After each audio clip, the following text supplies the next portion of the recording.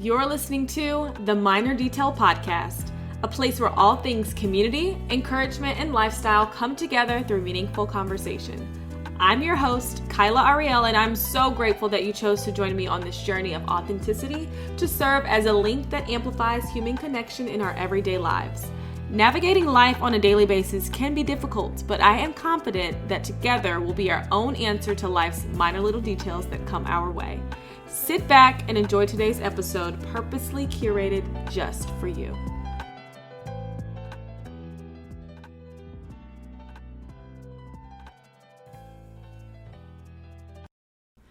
Hello, and welcome. Welcome to the show. Welcome to the Minor Detail Podcast. I am your host, Khaila Ariel. I'm still deciding how I want to move forward there, but we'll figure it out. I'm so grateful that you made it here. Welcome to episode 1 of the Minor Detail Podcast, more formally. It has been a long time coming, and I am just beyond excited to even be sitting here recording. It's a Thursday. It's the evening time, and we're here. Honestly, it's been a long week. Tomorrow is Friday, and I'm just looking forward to unwinding into the weekend. I actually have a lot of traveling coming up. I am going to celebrate 2 of my friends this weekend who are graduating from, one is graduating from law school and the other is graduating from pharmacy school. And so I'm super excited because obviously I'm proud of my friends. It's been a long time coming. I graduated college. I don't know if I want to show my age here, but I've been out of college for some years, okay? And to know that they were just like still in school this entire time is crazy. But like I said, I'm super proud. And then the following weekend, so after this weekend, I'll be headed to another friend's law school graduation to tie up the, like the graduation world traveling situation. But yeah, I'm like really big on my friendships. I'm really big on support and just showing up. Like these are big moments, you know. I love the birthdays and like the random celebrations, but it's nothing like something like a graduation, for example, or like a milestone birthday. I guess you can count that. But clearly they put in work to be here, to be where they are, I should say. And it's no easy feat. So I'm super excited. I'm super proud, but I've got some busyness going on. This is episode 1 officially, not super formal. I really just wanted to take some time to kind of paint the picture for what the Minor Detail Podcast will be like. So here we go. Honestly, if you've been following for a while or are affiliated with me in any way, you know the Minor Detail is my baby. She started out as a blog that I launched at this point about 3 years ago, which is crazy, and has grown into more than a passion project of mine, and now evolved into a podcast. Essentially, I have thoughts, I have feelings, I have encouragement, and so much more that I want to share. And it grew beyond written form. And over the last 3 years, I've grown so much. I have transitioned so much. And there's a lot that I've been navigating, you know, from this post-grad to adulthood life. And I feel like that is really why the Minor Detail was birthed. It's because I felt like I will never forget in college, probably like senior year, I just felt like there was no blueprint. There was no rubric. Where am I supposed to go? And I first started listening to podcasts around the same time. And there are some very, very notable women specifically that kind of led me to feeling like I was supported through the form of, you know, a podcast, a conversation. Although I didn't know those individuals, it still felt like I was close to them, but I was also learning something from them.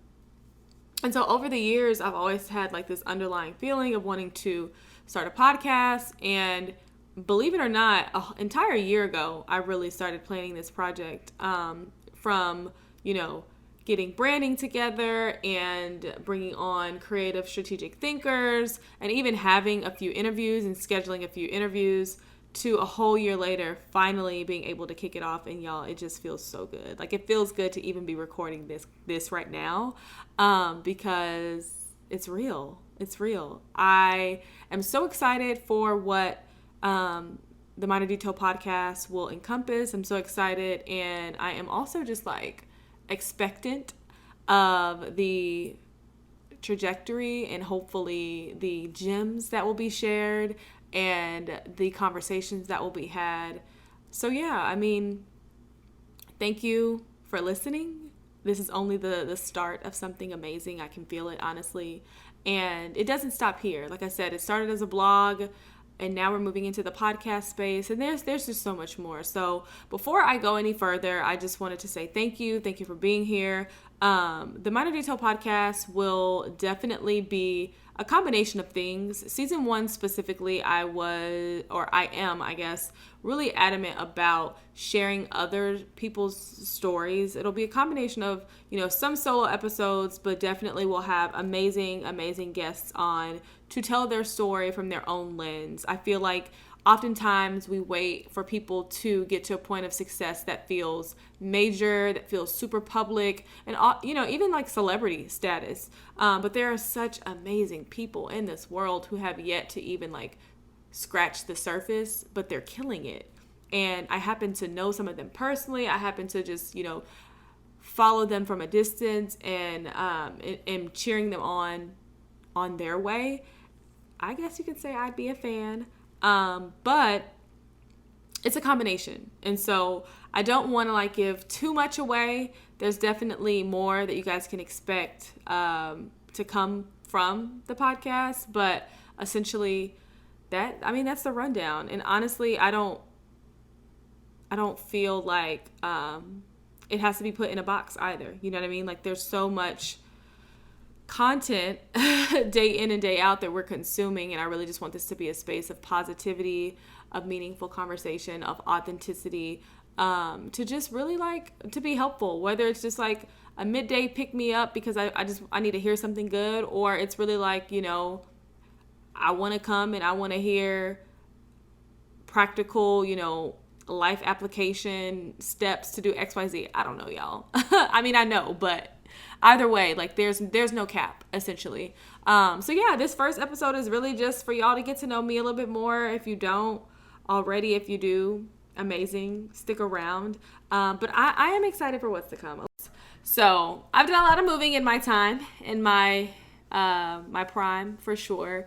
When I was in college, I studied mass comm, specifically political communications. But if you're familiar with mass comm, then like literally everything lives under mass comm: journalism, PR. I think mass comm included advertising as well or at LSU, and then like graphic design and some other things. So it was very much like the new upcoming, not even new upcoming, but it was very hot on campus, like especially for millennial folks. Like if you cared anything about like just like new age communications and especially social media, like I wasn't fortunate enough to be able to take classes about social, but I remember there was like one class when I was at LSU that covered social media specifically. So I know for sure that the entire landscape has changed since I was in college, whereas you could probably like focus or concentrate in social. Who knows? I'm not sure because I haven't been back. But either way, I went to school for mass comm, and about like around my senior year, I would say, is when I started to really realize that like I needed to figure out what I was going to do post undergrad, because like we all know, those of us who do go to undergrad, I'm not going to say we all know, I won't categorize us. Some of us, if you can relate to this, you go to college, you work hard, you're focused because that is what you're supposed to be doing. And then all of a sudden it's like, oh wait, there's a real world out there after this. Yikes. Okay. So I have to figure that out. I had internships and the whole thing, but it was just like, I was just focused on college. Like I wasn't thinking about the fact that afterwards, like there was a whole nother life that I had to live. And so senior year, I had a come to Jesus moment where I was like, sis, what do you want to do? Because once you walk across that stage, like, it is what it is. There's no turning back, because that's another thing. I knew after undergrad that I did not want to go back to school. And I totally understand that college is not for everyone. And it was like around the time that I was graduating undergrad that I realized like, wow, I see why this is not for everyone. I I'm not going to say please other people because that is not true. I went to college because I knew that it was the next step. Do I believe that you have to go to college to succeed in life? Absolutely not. However, there are many, many pros outside of like academia and college programming and things like that. There are many pros to going to college that just like help with life skills, if that makes sense. But anywho, that's not what this conversation is about. Went to college. Senior year, I was like, you got to figure it out. Sorry. I have wine. It's Thursday, so quick. Right. So around senior year, I knew that I wanted to obviously work in communications because that is what I had been studying for the last 4 years.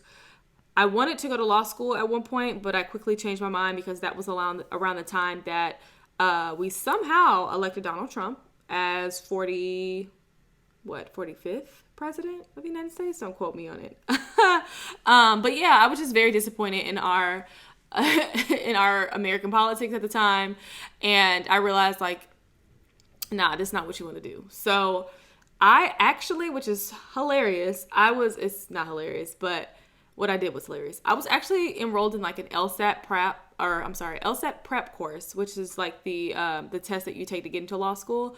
I was enrolled in a course to basically like get tutoring and prepare me for taking the LSAT.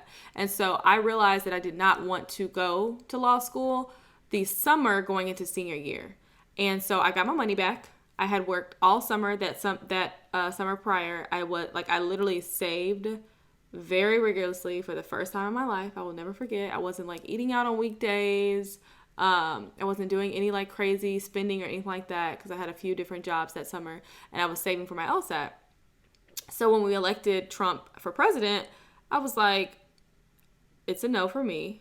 I got my refund like literally probably like a week before you could get it back. It was like $1,100, which in college, that's a lot of money. Especially it took me like 3 jobs to save all summer to make $1,100. So I was like, I need that money back. And so it was a nice little way to kick off the school year because I'm like, I got this random $1,100. It's not tax refund money. It's not like loan refund money. You know, I worked hard for this. So it worked out, y'all. God works in mysterious ways. But I realized, gotta get your life together. You don't want to go to law school. What are you going to do? I was having a conversation with my brother, my older brother, and he went to school in Missouri at Mizzou, University of Missouri, I think, technically. And so if you're familiar with Mizzou, then you know the school. But he went there, and he knew someone who was working successfully in I would say entertainment journalism. There we go. She's working successfully in entertainment journalism. So he sent me her Instagram profile and I was obsessed because she was doing like red carpet hosting and you name it, red carpet hosting, working with big entertainment journalism outlets and also hosting on major networks. And I was like, I gotta know her. And so I ended up realizing that, you know, if I was interested in entertainment journalism, LA was definitely the place, hence why I moved to LA. And so once I got there, I hit the ground running. I reached out to who is now a very, very, very, very, very dear friend of mine. Her name is Stacey Ike. But at the time, I was like an aspiring entertainment journalism red carpet host wannabe. And I reached out and the rest is history in terms of like our relationship. I became her executive assistant, and then we just grew from there. We no longer work in like a working capacity, but we're very close friends. So it all works out and it's amazing. But that was like my first shot ever in the entertainment journalism industry. And I also worked with her on like red carpets and shoots and all kinds of things. Like we were literally traveling the country at African American Film Festival events and all types of things. And also I would say like this is when influencing was like not blogging and like taking photos of your outfits and that type of influencing, but like when brands were investing in influencer marketing, this is when it was very, very hot. So just remember this moment because this was like a small mini introduction to like influencer marketing. Circle back. I also, when I got to LA, my first job was technically a front desk job at a sugaring salon. Sugaring is a form of hair removal, if you're not familiar, similar to waxing. And I was just like the front desk coordinator. So I would answer phone calls, send emails, confirm appointments, you name it, those type of things. And yeah, that was my first job. I want to say I found it on Craigslist, if I'm remembering correctly. I found it on Craigslist and applied immediately, took an interview, and got the job. So that was my first job. Working with Stacy was my second. And then eventually, like a couple weeks into living in LA, I ended up becoming a PA, production assistant, if you're not familiar, for live events. So more specifically, live award shows. A friend of a friend put me in touch with someone, and the rest was history there. So I would probably like monthly, for a week, I would work 12-hour shifts daily for about 5 to 7 days on live production. So I've worked like NAACP Awards, I've worked the BET Awards, I've worked the Billboard Awards, I've worked like so many awards. Like it's not even funny. And it was very tiring, hence the 12-hour shifts, but it paid well at the time for what I needed, and everything wrapped in one was just very, very, very amazing experience. However, there just came a time where I was very homesick. I was missing family and friends and just like non-grind culture. And I had been in such like a grind culture for such a long time at that point. You got to get how you live at the end of the day, and there's no shame in that. However, you can't fight the way that you feel at the end of the day either. So I ended up I moved there in July of 2017. And about April of that year, or the following year, 2018, is when I realized I probably would be leaving once my lease was up, which was in like July the following year. And when I moved to LA, I moved there with my best friend. So she had actually decided to leave. She came to LA with a job. She was working with Dr. Phil at the time on that show. She was working in production because that's also what she went to school for. And she realized she didn't want to live in LA. So she left, and it was just me. And luckily I had made very great friendships. And very great friendships, but very few. That's another thing about LA. This won't be a bash LA podcast or anything weird like that, but I will say it's a very interesting place to live. And there are very interesting people that live there. Not LA natives. I make that clear all the time. Transplants. You know how we like to do. We like to move around and shake things up a bit. But yeah, I ended up moving July 2018, came back to Dallas, and that is when things like really began to shift. When I say really began to shift, I mean, it was just different. I had went from being very independent and just making my own schedule / like moving the way I wanted to move in a very fast-paced city. Mind you, LA is not like New York. It's not like Chicago even. It's very liberal. It's very go with the flow, hang low, loose. I don't know the term. Hang loose, I think, the surfer term. But at the same time, there's a lot of money to be made. There's a lot of events happening. Like, every night there's something. It's very go, go, go, go, go, go. Moved back to Dallas. Definitely slowed down a lot. I had, let's see. I don't know how long it took me to find another job, but I got a job at, in homeowners association. Again, another front desk job. That's just like my go-to, apparently. I got a job, and I ended up very, very, very fast forwarding this story. But I ended up working there for about a year and a half or so before I realized, like, this is not it. Like, you just literally came from living your dreams, working in atmospheres that you loved. You just didn't love the city that you lived in. Just to come back and, kind of just feel stagnant. Like, working at HOA, sure, I was doing their quote-unquote communications and social media and e-blasts, but I'm talking to people who live in a homeowners association and who check their emails as, or check the emails that are being sent to them as like a formality because they want to know what events to take their kids to that weekend. But it wasn't the same, like, high intensity, fast-paced, energetic environment that I was used to when I was living in LA. And so after a while, I just realized, like, all right, you got to build up the strength to either leave or you're going to be stuck here.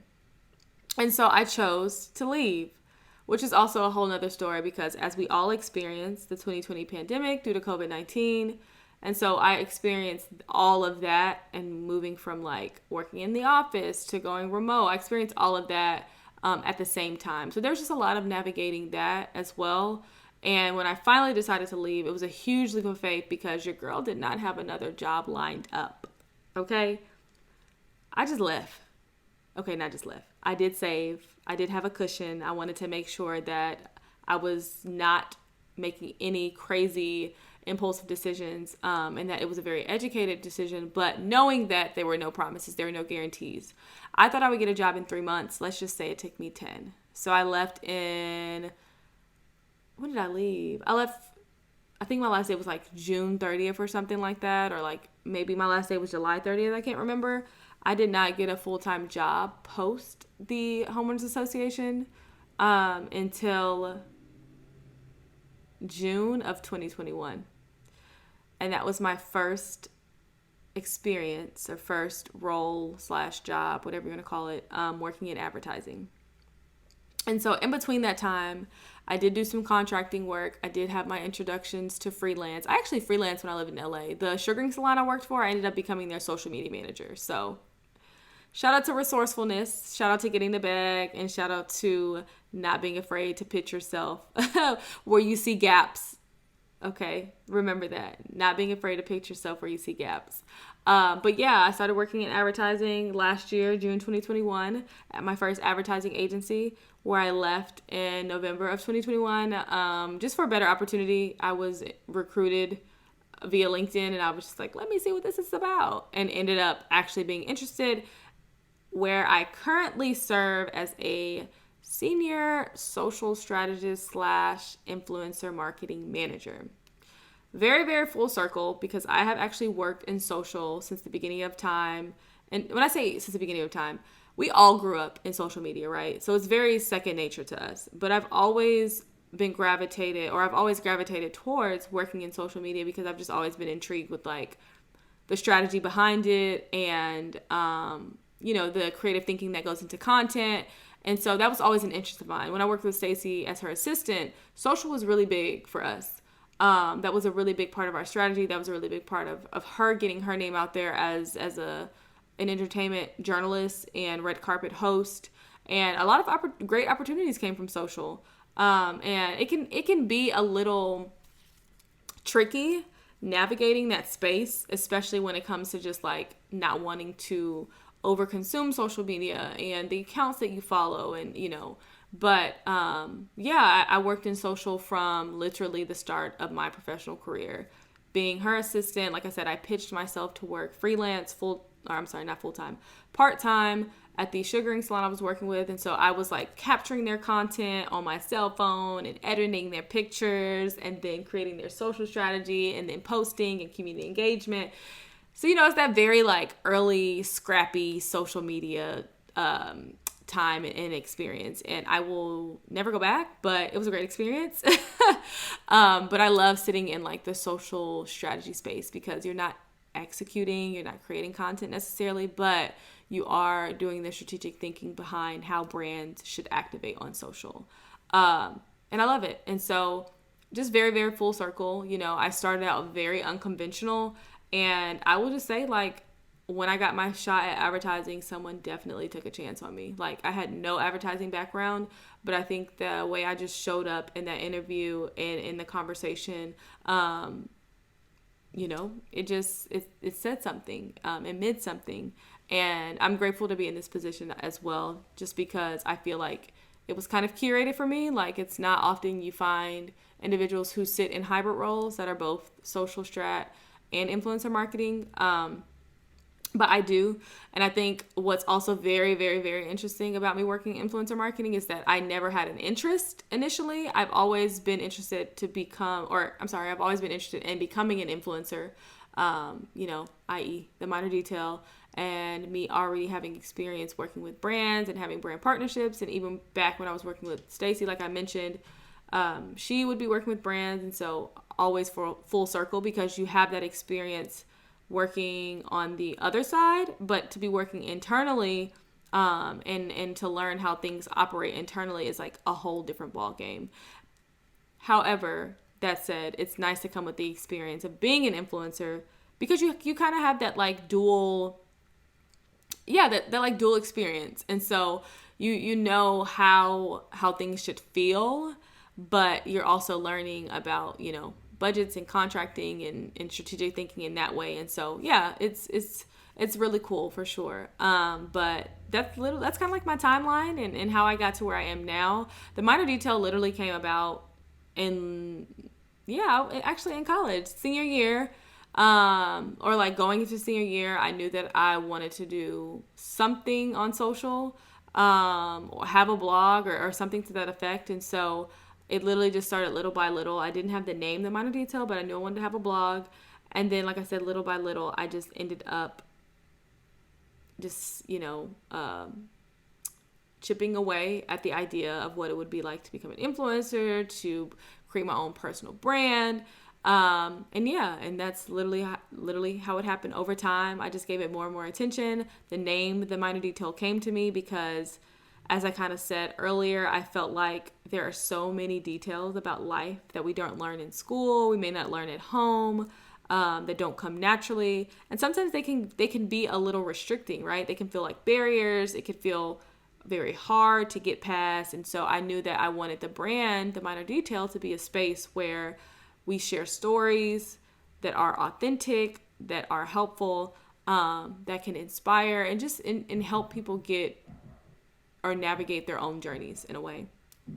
And so the podcast became a desire of mine within the last year. I think I mentioned that earlier. And I really just wanted to be a more conversational space. It's easier to digest. It's easy to listen to. It's fun. I found my love of podcasts way early on, and I just felt like it was my little pocket of self-development as I was coming out of college. Had no idea what the hell I wanted to do. Had no idea how I was going to get there. So to hear people with more experience, more life experience, more professional experience, just speak about what helped them along the way, I knew that I could serve as a vessel in some form or fashion at some point. And so that's literally how we got here today. Those are all my minor little details. And so I just feel like it's so full circle. I keep saying that, but it literally all trickles down into one thing. It's like, even me sitting here explaining this right now, I'm having so many aha moments. It's like, oh, you did do that thing to get to that thing, to get to that thing. And that is what inspired you to do that. But when you're just living out life on a daily basis, you don't really I don't often stop to think, right? I don't often stop to be like, oh, that's how I got there. Or, I remember praying about that thing, or I remember just like really, really, really desiring that thing, and then you become that thing. But there are moments to, kind of like stop and just recognize that the person that you've grown into and who you're becoming is courtesy of, where you once were. So didn't mean to get fake deep on y'all, but that's just how I'm thinking and just sitting here walking you guys through my story. But yeah, so that's how I got where I am today. Clearly it's not over, God willing. Clearly I'm still breathing life. And so there's so much more to come, but I feel like that's important to kind of break down, not only for y'all to get to know me more, but just so that you can see my trajectory, because I think we all have our own life stories. We all have our own journeys. We all have our own experiences. And it's also very easy to compare your journey and your experiences to other people. But I think the uniqueness or the opportunity is that our journeys are unique to who we are. And I think that that's just important sometimes, to just sit back and reflect and be like, wow, I really came far. So like my challenge to you today is to just sit back, take some time to reflect and think about how far you've come, because you're killing it for real. Because y'all, a year ago, like I said, I did not have a full-time job. I was like praying. I was in interview after interview after interview, rejection, me even saying no to some things, and experiencing that, and then today seeing where I am. It's just crazy. It's not crazy until it happens, but it's just crazy because I wouldn't have thought. Actually, I'm lying, y'all. I did think I did think that I could get here, but to be in it and to realize like, wow, you really prayed for this, and it happened, is it's just mind blowing, and it'll never not be mind blowing. I'm just really super grateful to be where I am. I am still figuring things out myself. Major disclaimer, the biggest disclaimer that I could possibly give, and I will probably say more than once, I am not an expert. I do not have it all figured out, but I want to use my journey as an opportunity to share what I can as I am learning. And what I don't know, that is really the biggest opportunity to bring on others that do. And so, that's really the gist, if we're being honest. I just wanted to do like a short intro so that way felt like y'all know me. I'm going to get to know y'all. And it is what it is. But no formal script, no formal notes. I just wanted to take some time to say hey. I appreciate you for listening. I appreciate you for joining. And I'm just so excited for what's to come. I'm so excited to share stories. I'm so excited to give flowers. I'm just excited to expand, have amazing, meaningful conversations. I think it's going to be beautiful. I think it's going to be impactful. And I just think it's right. It feels so good. So continue listening, continue supporting. I promise I will not let you down. Until next time, have an amazing day. Oh, and if you don't already, follow me on Instagram at Khaila Ariel. That's KhaIlaRiel. We'll definitely connect there. I'll talk to y'all soon. Bye.